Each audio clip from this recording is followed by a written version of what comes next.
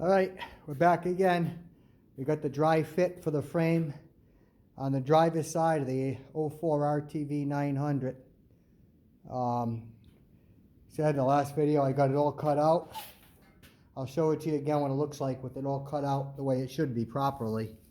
And here's the piece that I made, the chassis I made and bent. It's in there. It's just sitting in place right now. You can see how that's notched. That will be welded up now that everything's proper. There's where the frame fits together there. This is temporarily cut off until I get this together. Here's where it meets together at the chassis here. See how much this overlaps? I notched that frame section out. See if I can get a better look here. That's all one piece there. So once this is all tacked in place, I'll bend this into the chassis because that's all good steel there. I have this, the chassis is 3 inches wide, 1.5 by 3 inches wide. I got this 2.5. So when I flop this onto the chassis, I have plenty of welding space on the top and the bottom, so I can weld the whole thing on top and bottom, both sides, all the way along here and then vertical here.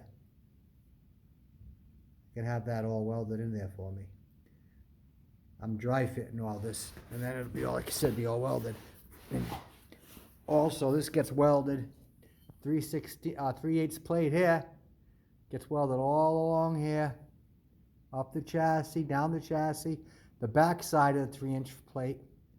And then when I get done with this, I get another piece of C-channel, and I box it in from here, and then 12 inches forward, all welded just like I did on the back. So this is completely, so that's not just welded there. You don't ever want to leave a weld just like that. I mean, in this circumstance, it would probably be fine, but that's just not the way you do things. It gets boxed in proper. Now I'll show you what you do is when you're doing this, cut the welds. Cut it the way it was put together. Don't hack things. Like, let me see, take this out of here. Now see how nice that fit in there? Look at this. Here's one piece.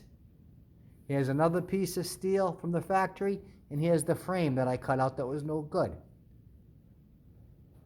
The frame was in here before with an angle. Cut the welds out, cut it proper, clean the plate up, do it right. Doesn't take much. It doesn't take much to do this. It just, the fitting takes a little while. You got to keep trying it. Cut a little bit more, try it. Cut a little bit more, try it. Cut a little bit more with the, because there's, there's a couple angles here. So you got to keep test fitting it. I just got it now finally to the point where I'm happy with it. I'm comfortable. It's level, it's straight. All the measurements take the same as the other side. Do all the cross measurements from the tube to the chassis there to the center. Do crisscrosses, do all the measurements. And you'll know you'll be dead on. So now this fits in perfect. Next step is to clean up all this. Clean all that. I didn't realize I was going to do this, so I got POR on this. Clean the POR all off. Get the clean steel. I already got some clean steel up front. So that's all set.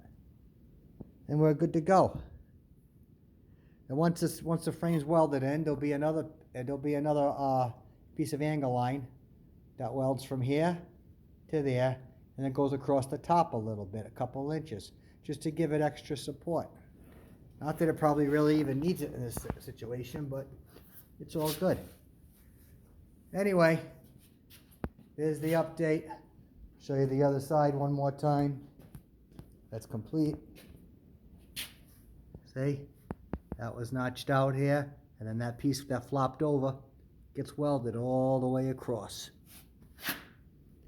And then when the frame was welded on this side, you can see the gusset plate I put up on top. It goes all the way to the front. It doesn't look exactly pretty, but once this is painted, you'll never even know. All right.